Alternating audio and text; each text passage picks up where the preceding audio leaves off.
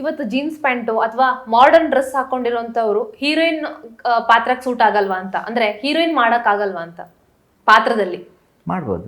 ಅಂದ್ರೆ ಜನ ಒಪ್ಕೊಳ್ತಾರ ಸರ್? ಈಗ ಏನ್ ಹೇಳ್ತಾರೆ, ಈಗ heroine jeans pant modern dress ಹಾಕೊಂಡ್ರೆ ಒಂದು ಹೀರೋಯಿನ್ ಹೀಗೆ ಇರ್ಬೇಕು ಅನ್ನೋದೊಂದು ಕಾನ್ಸೆಪ್ಟ್ ಇದೆ ಅಲ್ವಾ, ಅದನ್ನ ಜನ ಅಕ್ಸೆಪ್ಟ್ ಮಾಡ್ತಾರ ಅಂತ? ಆ ಥರ ಇಲ್ಲ ಮೇಡಮ್. ಅಂದ್ರೆ ನನ್ಗನ್ಸಿದ ಮಟ್ಟಿಗೆ ಆಲ್ಮೋಸ್ಟ್ ಎಲ್ಲಾ ಹೀರೋಯಿನ್ಸು ಸಲ್ವಾರ್ ಅಂದ್ರೆ ಹಾಕ್ತಾರೆ, ಅಂದ್ರೆ ಇಲ್ಲ ಸೀರೆ. ವಿಷಯ ಏನಂದ್ರೆ ಕಥೆಯ ಬೇಸಿಕ್ ಸ್ಟ್ರಕ್ಚರ್ ಹಂಗೆ ಕ್ರಿಯೇಟ್ ಆಗಿ ಹೋಗಿರುತ್ತೆ. ಅದೇ ಸಿಟಿ ಹುಡುಗಿ, ಅವಳು jeans churidar, jeans T shirt ಹಾಕೊಂಡು ಹೋಗ್ತಾಳೆ, ಕತೆ ಅದೇ ಥರ ಇದೆ, ಜನ ಸ್ವೀಕಾರ ಮಾಡ್ತಾಳೆ. ಕಥೆಯಲ್ಲಿ ಅಂದ್ರೆ ಹೀರೋಯಿನ್ ಪಾತ್ರ ಏನು, ಅವಳ ಗುಣನಡತೆಗಳೇನು, ಅದು ಅಷ್ಟೇ ಇಂಪಾರ್ಟೆಂಟ್ ಆಗುತ್ತೆ. ಡ್ರೆಸ್ ಅಂಥದ್ದೇನು ಇಂಪಾರ್ಟೆಂಟ್ ಆಗಲ್ಲ. ಡ್ರೆಸ್ ಇಂಪಾರ್ಟೆಂಟ್ ಆಗೋದು ಆಕೆ ಚೆಂದ ಕಾಣಿಸ್ಬೇಕು, ಆಕೆ ಡ್ರೆಸ್ಗಿಂತ ಆಕೆ ಚೆಂದ ಕಾಣಿಸ್ಬೇಕು.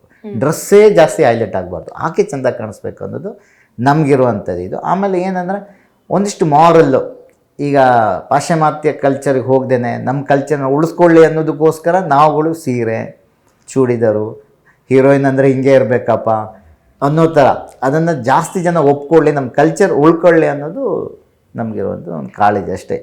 ಆಮೇಲೆ ಕತೆ ಅದೇ ಥರದ್ದು ಬಂದರೆ ಅದು ಹಾಕೋದ್ರಲ್ಲಿ ತಪ್ಪೇನೂ ಇಲ್ಲ.